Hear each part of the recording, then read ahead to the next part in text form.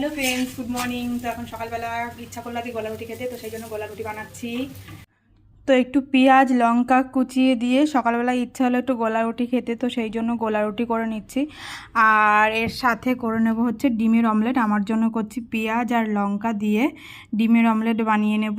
আর মেয়ে তো পেঁয়াজ লঙ্কা দিয়ে ডিমের অমলেট খায় না, তো মেয়ের জন্য আবার আলাদা পেঁয়াজ লঙ্কা ছাড়া ডিমের অমলেট করব।